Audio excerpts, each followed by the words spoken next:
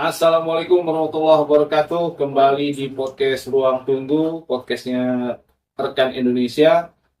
Kali ini kita kedatangan Bu EN Lestari, anggota Relawan Kesehatan Indonesia dari Jakarta Selatan, yang nanti akan kita ulik dan kupas terkait dengan pengalaman WN mendampingi warga dan suka dukanya saat mendampingi warga. Tetap fokus di Ruang Tunggu. Oke, kembali di podcast Ruang Tunggu. Kita bersama Bu EN Lestari. Bu EN, apa kabar Bu EN? Alhamdulillah. Bu EN ini kan selain ibu rumah tangga juga aktif di organisasi. Nah, itu sehari-harinya gimana tuh cara bagi waktunya antara untuk keluarga dan untuk organisasi? Kalau untuk keluarga pada umumnya seorang ibu biasa mengurus anak, mengurus suami, memasak, antar sekolah, dan untuk organisasi biasanya kan kalau ada pasien yang minta bantuan kita datang itu pun tidak setiap saat, jadi kita masih bisa untuk bantu seperti itu. Terus anak sama suami nggak protes? Alhamdulillah enggak. Sebelum saya bergabung di organisasi rekan ini, memang saya izin dulu ke suami, boleh atau tidaknya, dan alhamdulillah mengizinkan karena suami pun paham tolak ukur di rekan Indonesia itu adalah untuk membantu sesama. Dan memang jiwa sosial suami saya dan diri saya pun ikut dipanggil untuk membantu sesama kita warga Indonesia, masyarakat Indonesia.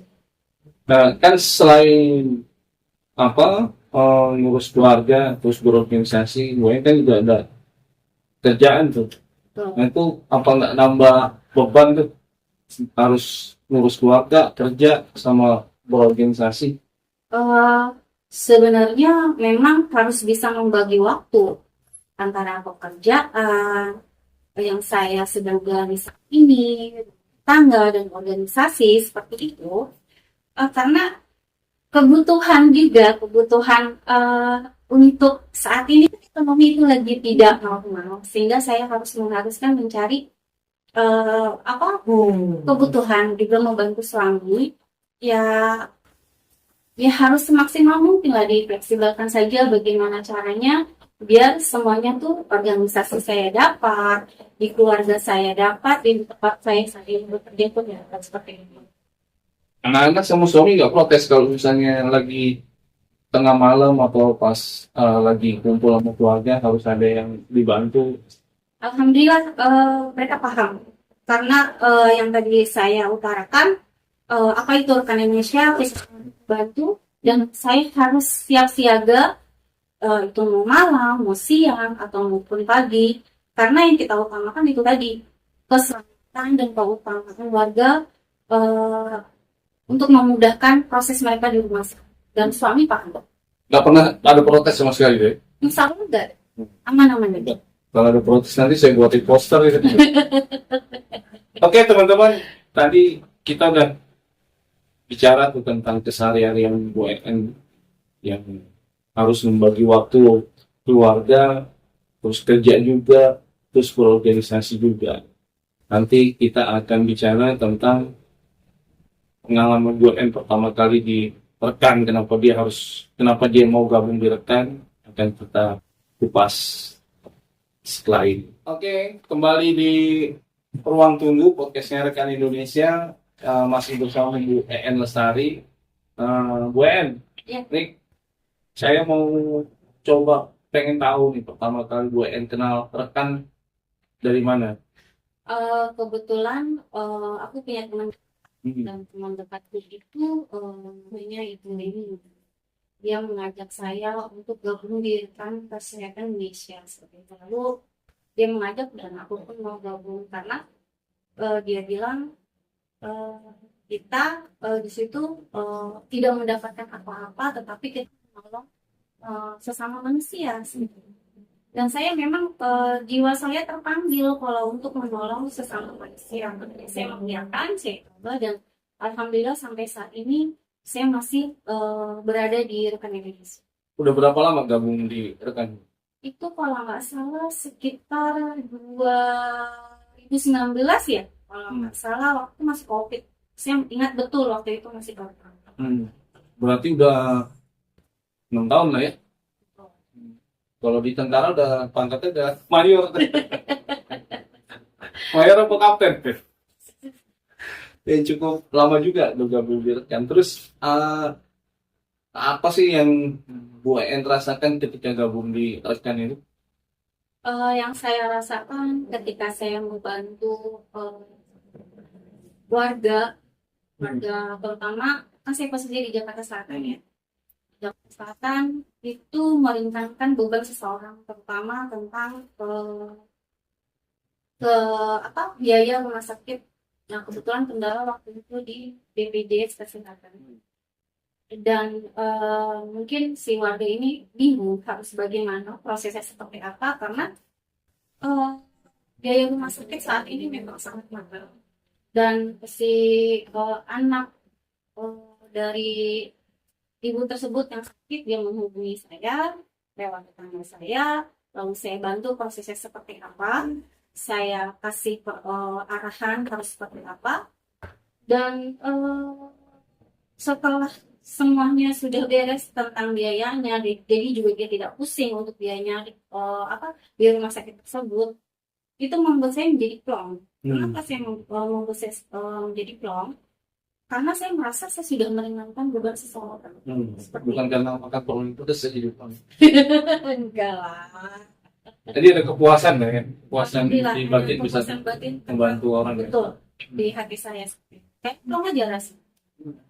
Nah, kan di rekan itu kan kita nggak dapet apa-apa ya. Kalau Betul. misalnya kita nggak ada profesional. Apa kalau misalnya mau orang harus keluar kocek sendiri, dan kadang juga ada beberapa temen yang harus sampai dorong motor ke rumah karena bensinnya habis ketika di rumah sakit setelah selesai membantu orang gitu. Nah itu nggak kapok itu gue di rekan dengan Kalau- kondisi rekan yang kayak gitu. Kalau dibilang kapok, saya rasa enggak.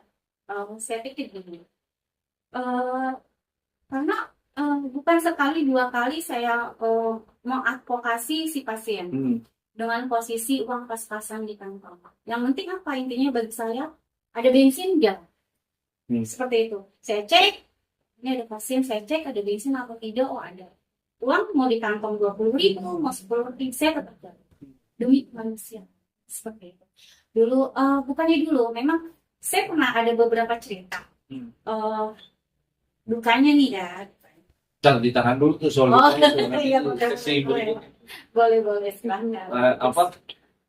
Ya kan itulah tadi kan nggak ada uang segala macam, bensin cuman ngepas bensin. Nah terus kalau di rumah sakit lapar kayak gimana? Lapar, haus.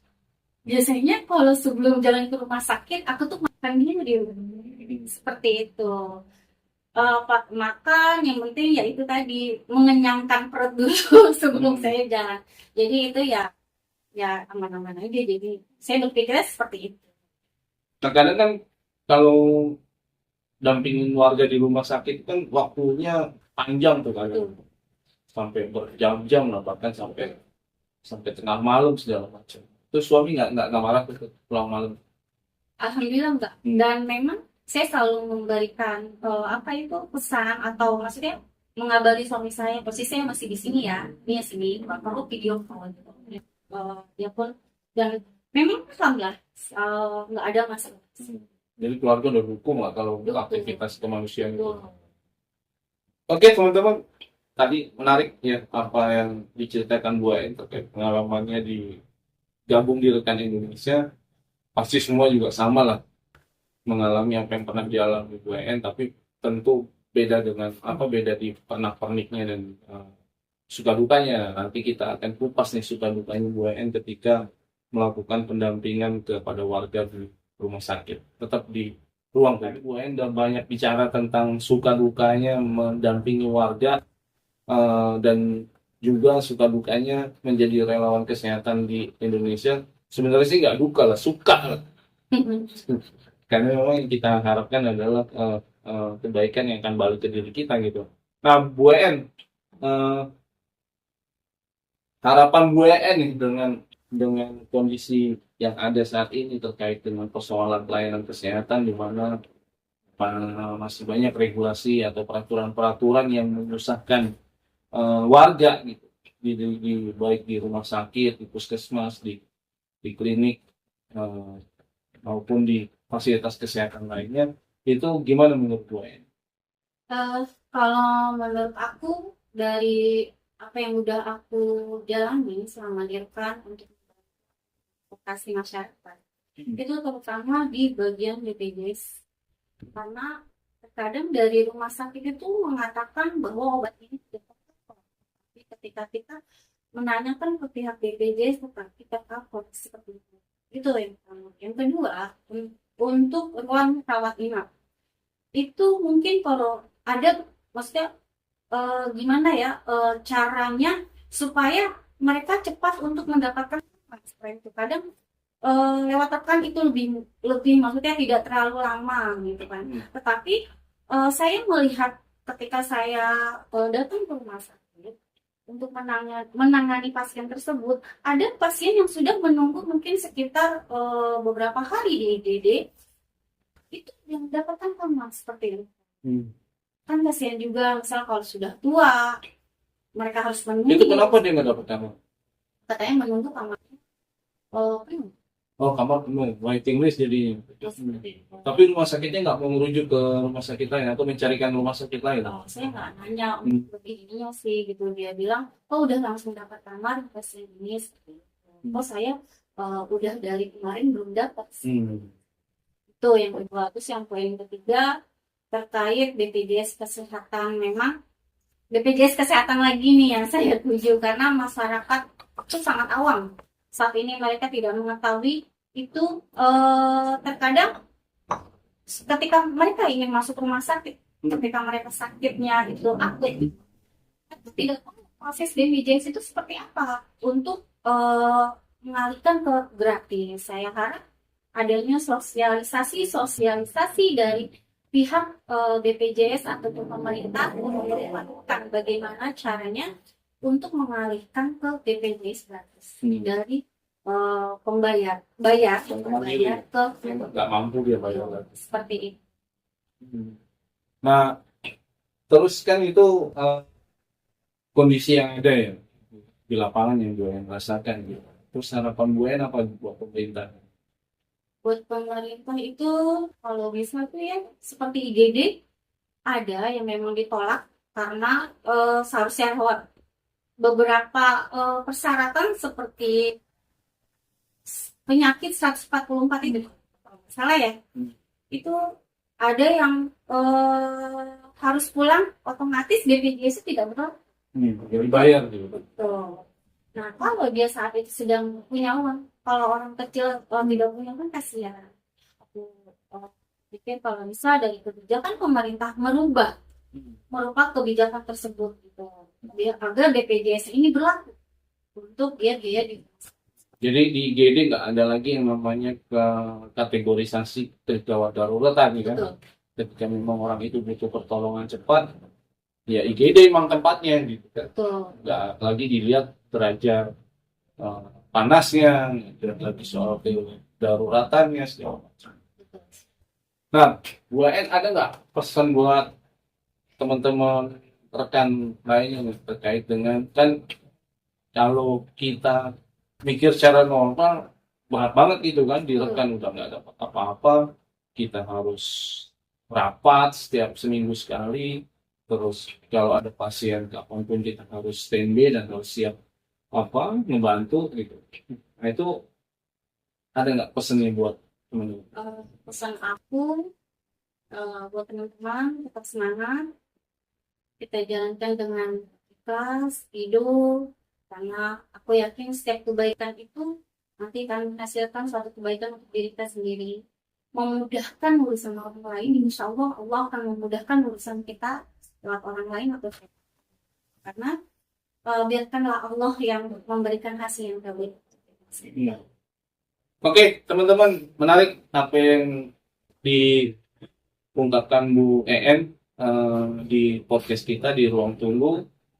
Cukup sampai di sini, sampai jumpa di kesempatan lainnya dan tetap fokus di Ruang Tunggu podcastnya Rekan Indonesia. Saya Agung Nugroho undur diri. Wassalamualaikum warahmatullahi wabarakatuh. Masih mana?